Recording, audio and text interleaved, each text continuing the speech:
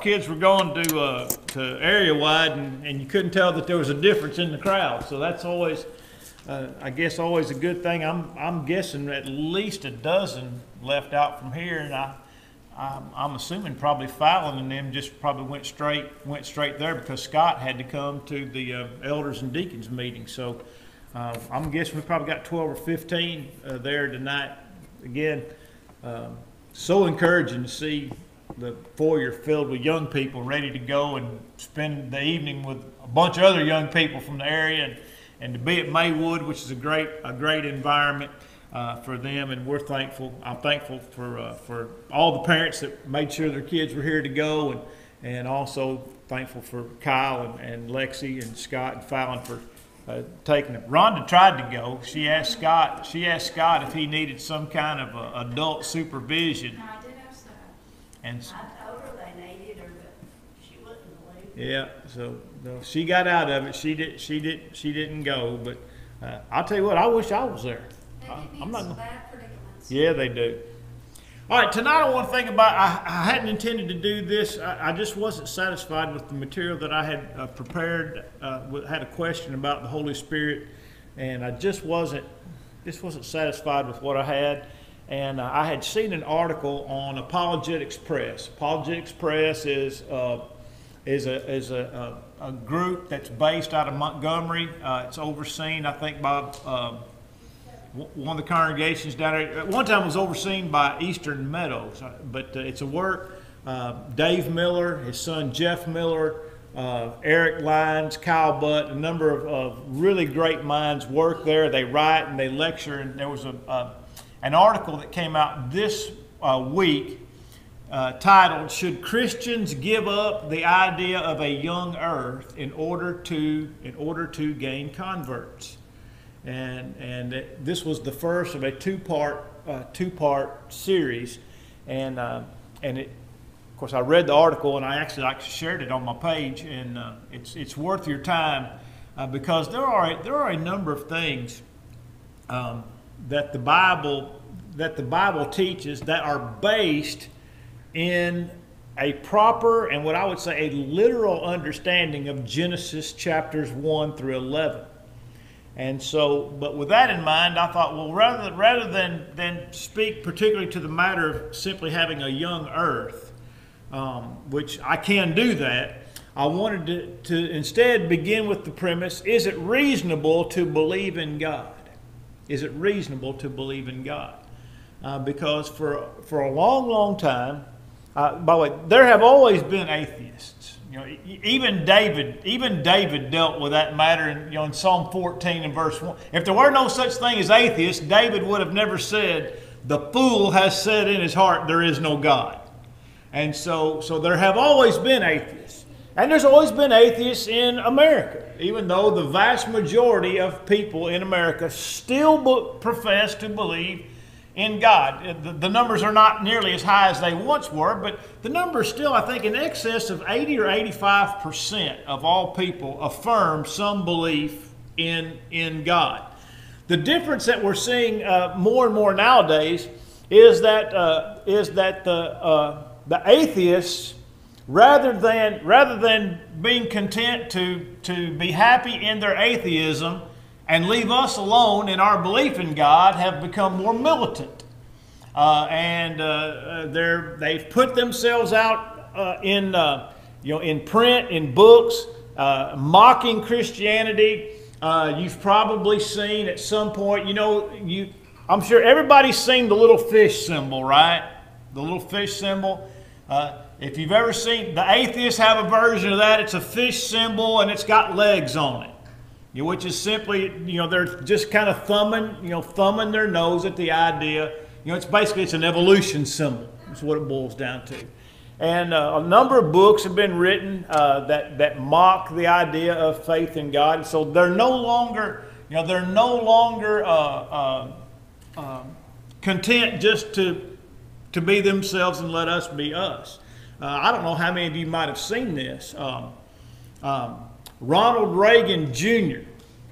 Did a series. Actually, it was a commercial that he did, and then he remade the exact same commercial, this past year, where he is an ardent atheist.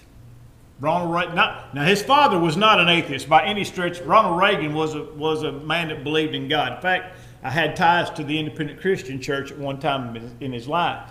But Ronald Reagan Jr. is an ardent atheist, and at the end of his commercial, he makes the statement. He said something to the effect of, not afraid of being an atheist, and not afraid of going to hell.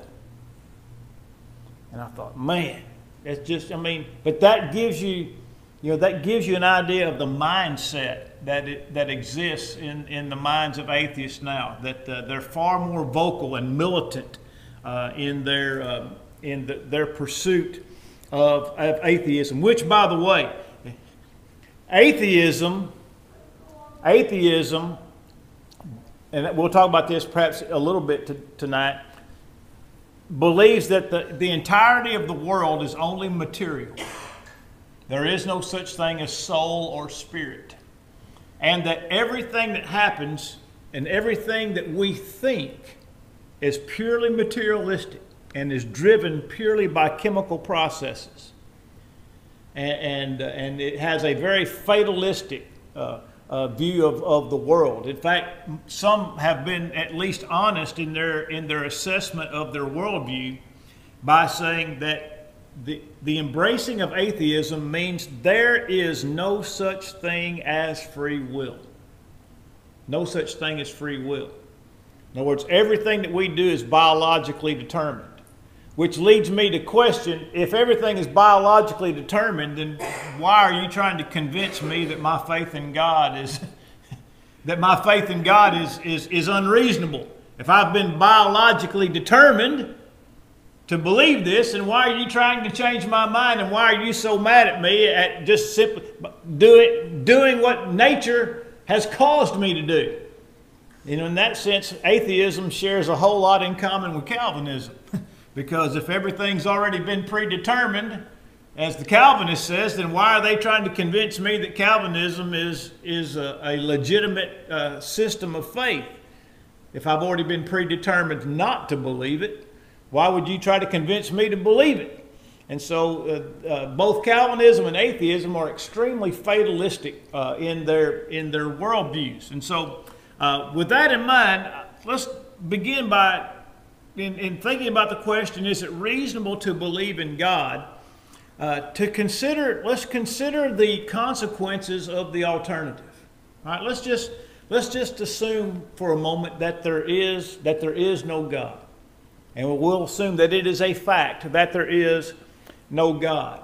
If it were then indeed the case that there was no God, or is no God, then we differ in no significant way from any animal that walks the planet.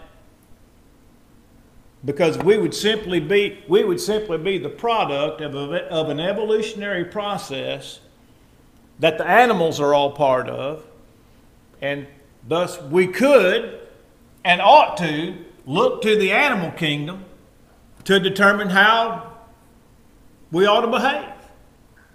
Now, does anybody want to live in a world that exists where human beings act like animals?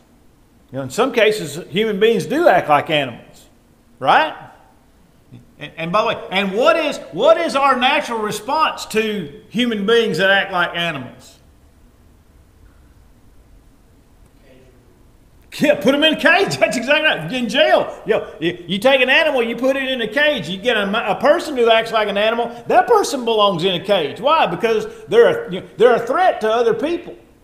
They're not only a threat to themselves, but they're a threat to other people. And then they would go so far, and they're a threat to innocent people. But if there is no God, there is no such thing as an innocent person. There's no such thing as a guilty person, and there's no such thing as an innocent person. Does a lion eat an innocent antelope or a guilty antelope? No, man, he just eats antelope. That's right. Neither guilty nor innocent. Does anybody? Well, some knuckleheads would, but does anybody condemn the lion for killing an antelope? Why no? Well, do atheists think that as people, well, as we turned into Evolved? as we evolved into thinking versus non-thinking, that maybe we also adopted morals? It won't, but I don't think anybody. I don't think they argue that. I don't think they argue the development of morality, because morality requires a standard of. Morality requires, and this is the next point in this part of the discussion.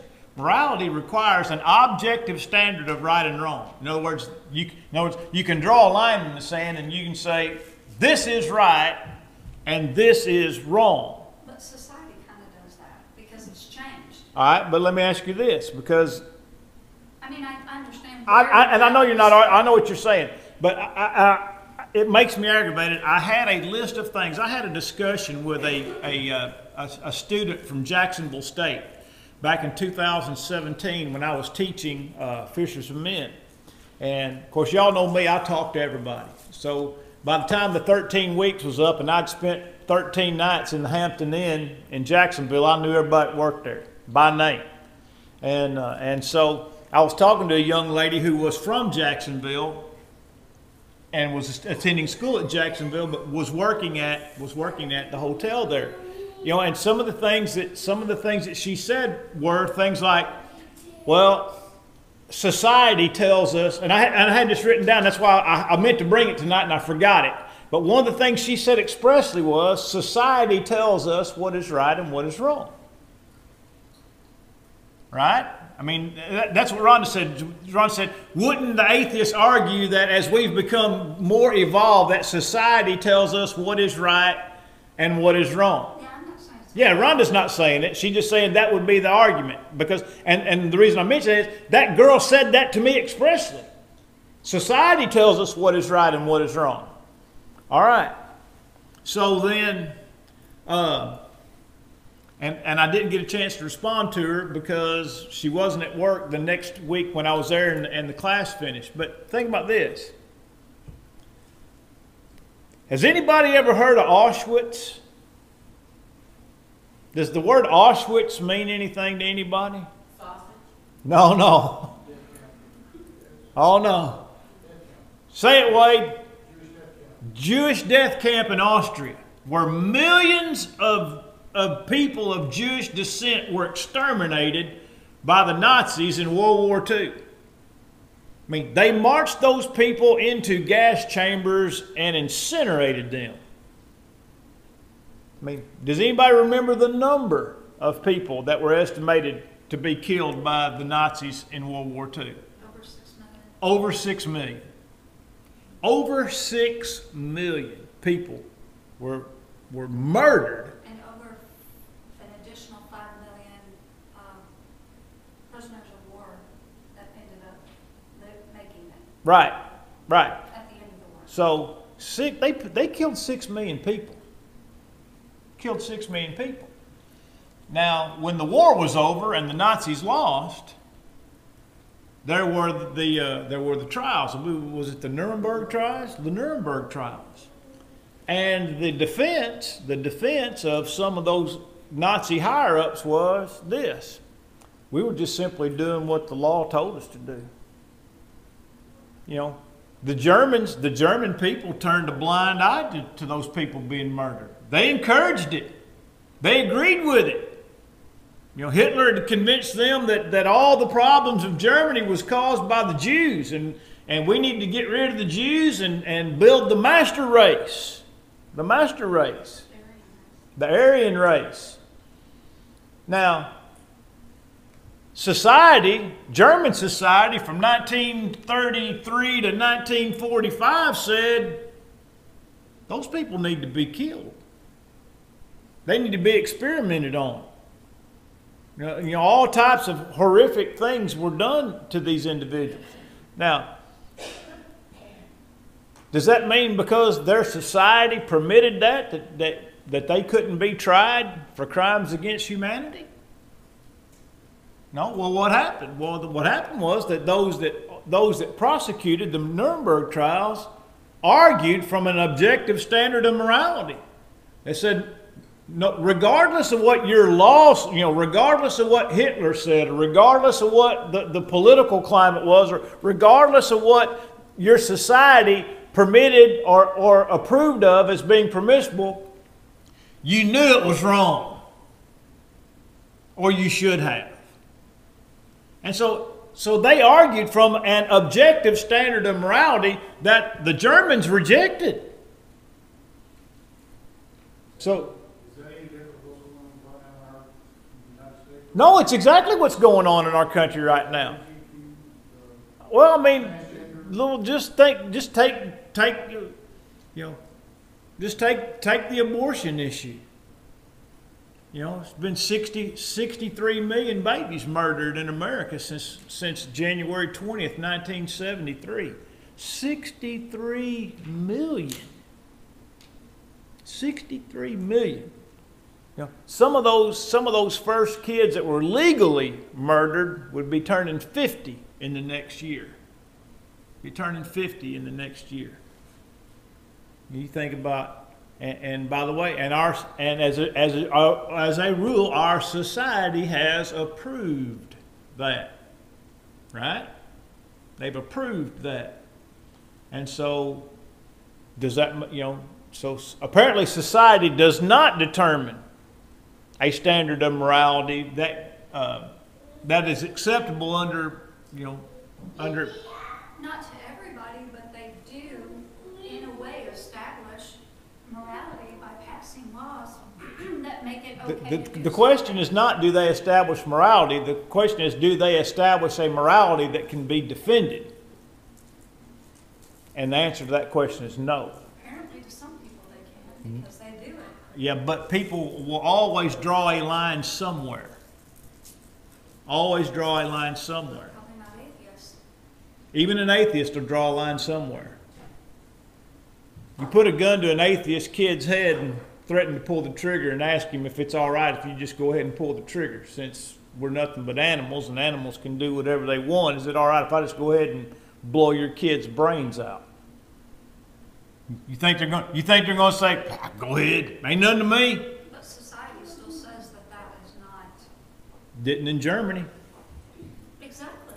And so if you assume when you assume that there is no God, or in other words, if you work from the premise that there is no God, there is no such thing as morality, and the idea that society can determine morality for its people will not work, because not everybody.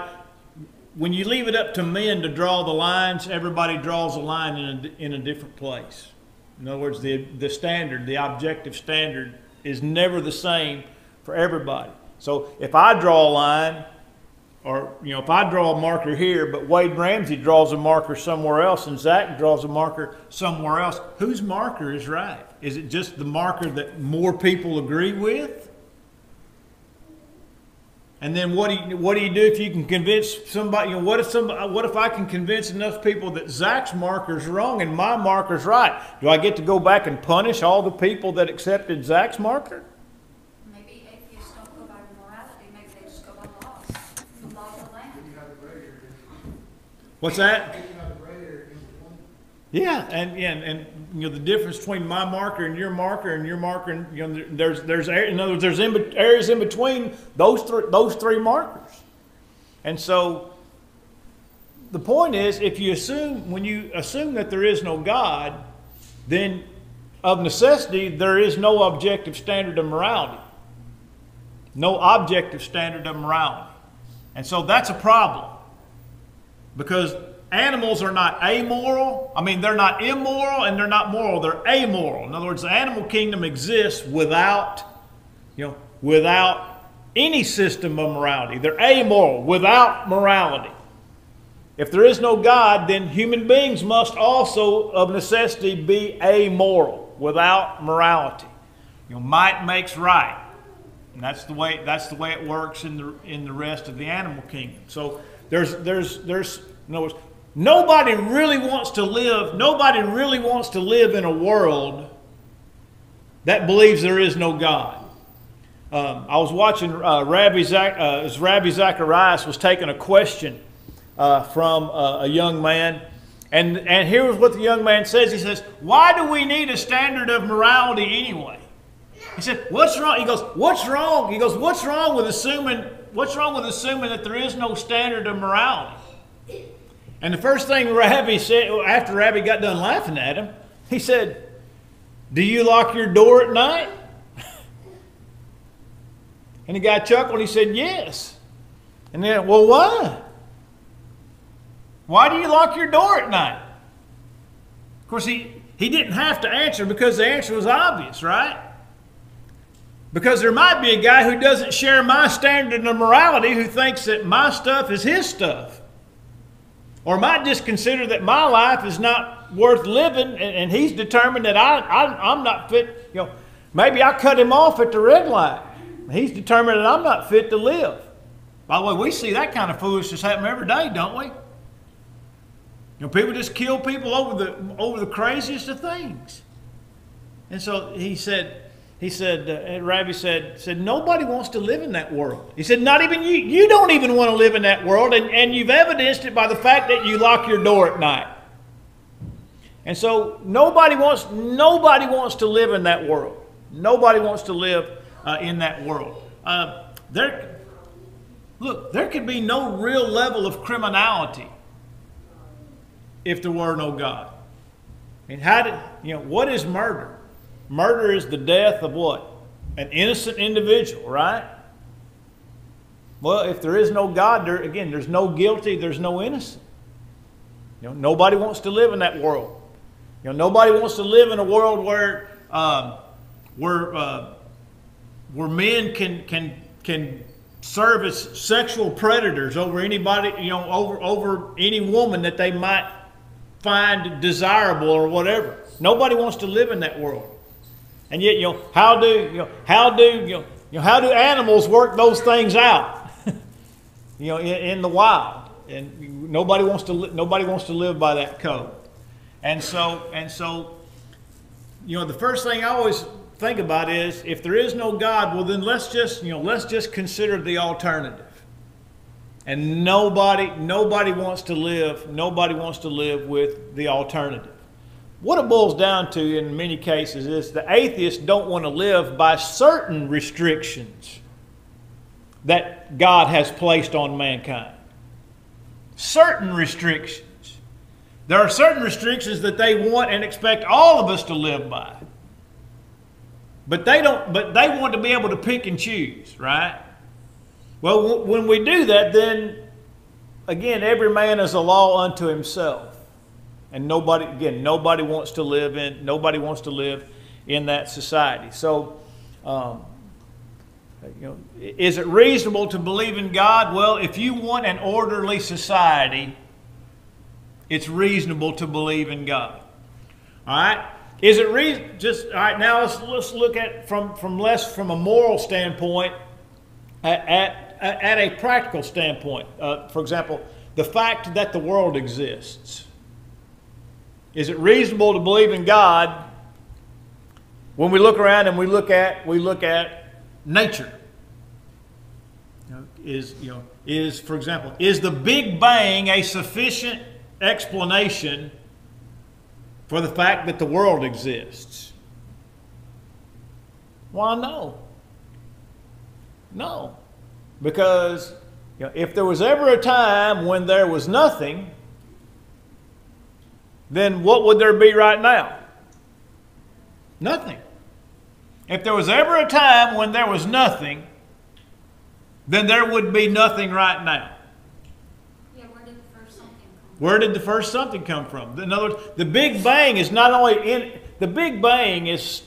only an insufficient explanation, it's an insufficient origin. Now, where did the material come for the Big Bang? You just don't get a bang out of nothing. Now, let me tell you how far the scientific community's gone with this deal. Stephen Hawking wrote a book in about 2010 or 11. And here's what he said, and I'm just going to summarize it for you. He said, given enough time, anything is possible. He says, because there are laws of gravity and laws of physics, given enough time, it's reasonable to conclude that I'll just summarize it, that all of the nothingness gathered itself together and created something. Now, look, Stephen Hawking I think he's dead now. He's a smart man. I mean, his IQ is off the chart. I mean, he's incredibly smart.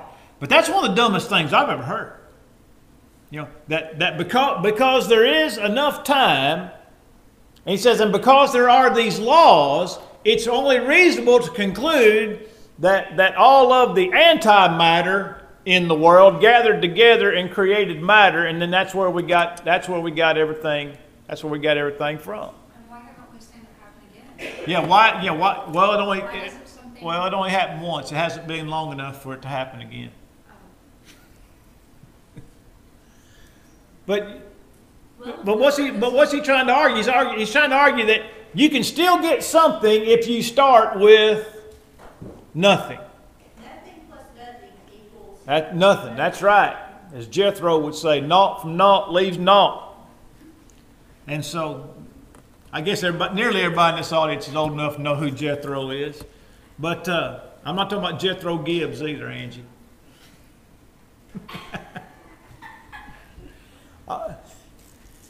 But that's how far they've gone to now argue that given enough time, nothing can create something. Now he wrote that in a book and published it, and people said he was brilliant. I mean, it's unbelievable, unbelievable. And so the fact that the earth exists means that the earth has to have a cause. In other words, it has to be what is called a first cause. A first cause. Big Bang is not a first cause. It's not even an adequate explanation. You know, you have to start with something. So the atheist has to argue one of two things. Either nothing created what we have out of nothing, or that the universe has always existed. That the universe has always existed, which would make the universe God. They would mock us for saying that there's a God who's always existed, and yet they would have to argue that the universe has always existed without any kind of first cause. And yet they will not argue that the universe has always existed. They'll tell you that it is 13.8 billion years old, or now it's up to 20 billion years old. But if it's 20 billion years old, that means it's what? It started somewhere. You know, I'm soon to be 55 years old. In other words, that number 55 means that Todd had a marked beginning. And so when somebody wants to say the universe is 20 billion years old, even if I reject the idea that it is that old, or even if I were to accept that it is that old, that means it started somewhere. In other words, it wasn't, and then it was. Does that make sense? And so if they're going to assign a date or an age of the universe, then they of necessity say this thing had a beginning. All right, I'll accept that it had a beginning. Where did it come from? No answer. No answer. It's reasonable to believe that the universe had a beginning. Right? I mean, it's logical and reasonable to assume that the universe had a beginning. And despite whether or not we want to argue about how old it is, There's only one explanation for the beginning of the universe, and that explanation is God. That God brought these things into existence. Now, I don't buy the idea that the earth is anywhere near 20 billion years old. Look, and I'm not ashamed to tell you, I don't think this old world's any older than about 7,000 years. About 7,000 years at best. If I'm going to believe what the Bible says, I cannot believe that the earth is even 100,000 years old, much less 100 million or 20 billion. The Bible record just doesn't allow for it. If for no other reason, you have Luke's genealogy of Jesus. Now, Matthew's genealogy only begins with Abraham, and it's a little bit incomplete. It wasn't intended to be a complete genealogy.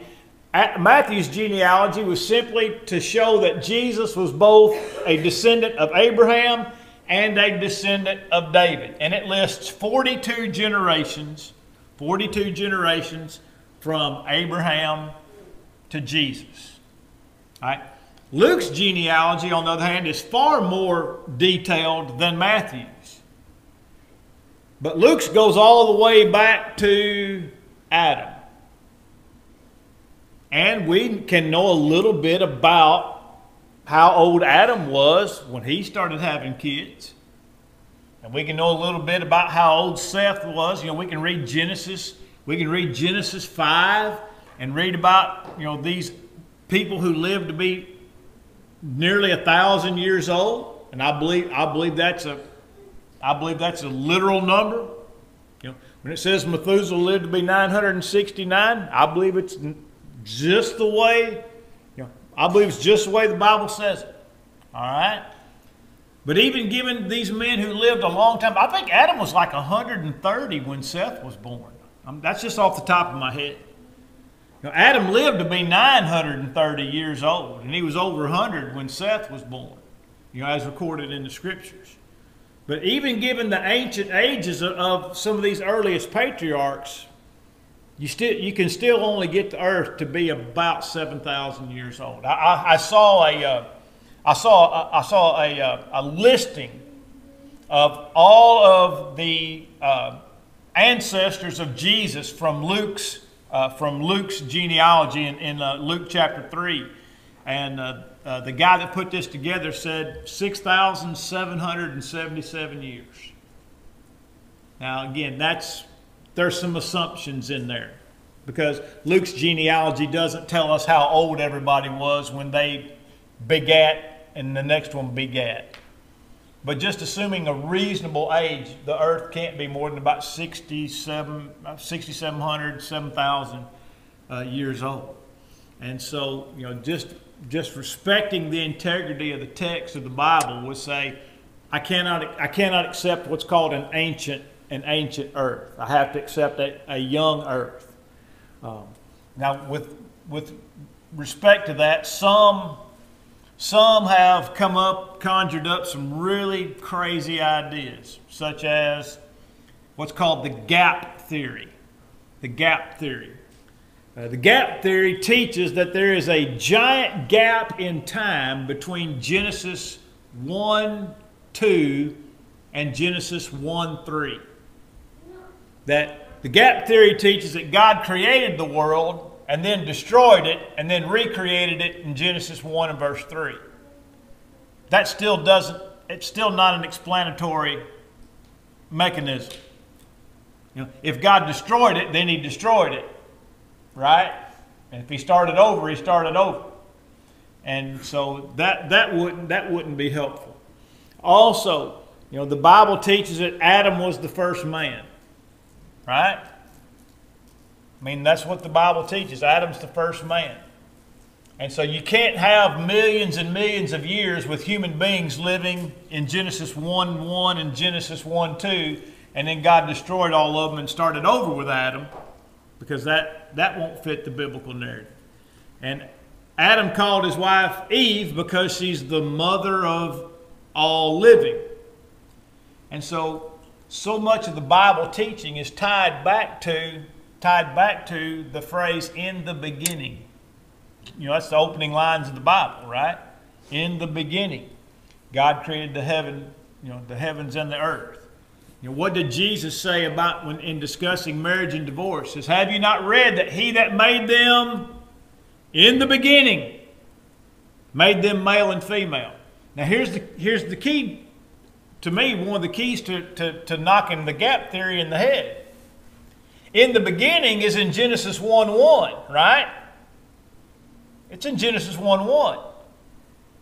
And if the Bible says in Matthew 19:4-6 that in the beginning God made them male and female, then the creation of Adam and Eve in Genesis, at the end of Genesis 1 and retold in Genesis 2, has to be directly connected to Genesis 1:1.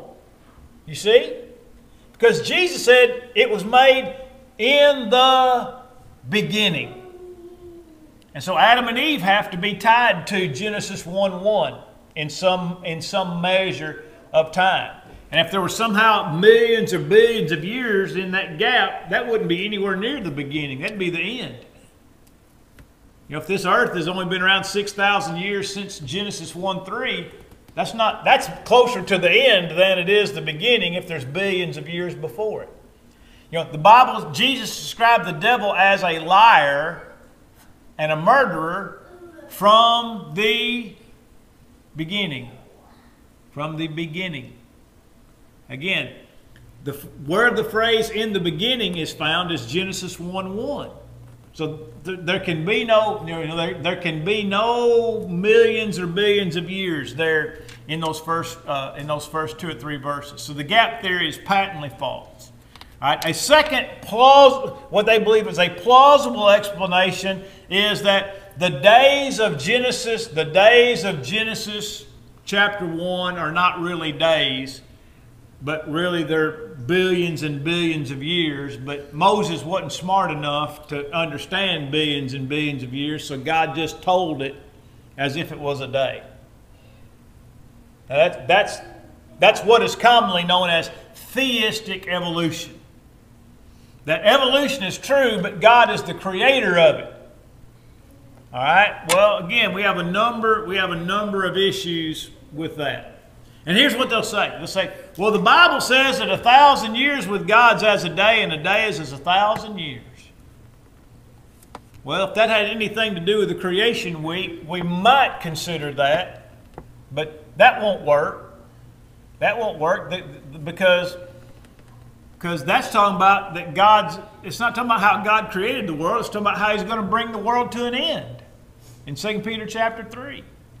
You know, people were saying it's been too long. God must not going to keep His promise. And where's the promise of His coming? Jesus is not coming back because since the beginning, everything continues as it always has. No, even the scoffers tie it what? To the beginning. Since the beginning, all things continue even as they always have. And then Peter says, well, first of all, that's not true because they're not even remembering that there was a flood, and the flood changed everything. Changed everything about the world. And secondly, just because you're tired of waiting doesn't mean that God is tired of waiting. Because God's not bound by time. That's all Peter's trying to say when he said a day is as 1,000 years and 1,000 years as a day is. Not being bound by time, God's not under any pressure to do anything. That's what that verse is teaching. Not that Genesis 1 and the days of the creation week could possibly be eons and eons of time.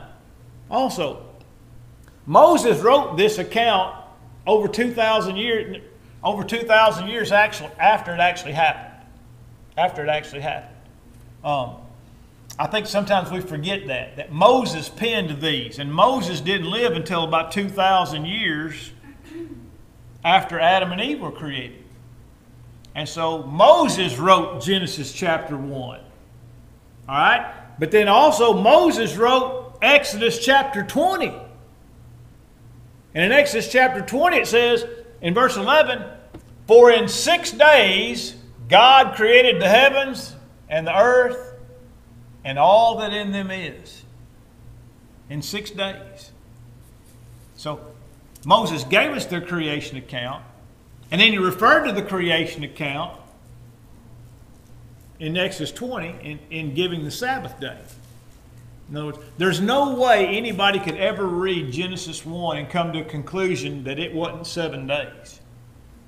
When we read what Moses wrote later on with respect to in 7 days God created, or for in 6 days God created the heavens, earth, and all that in them is. And so the text is clear.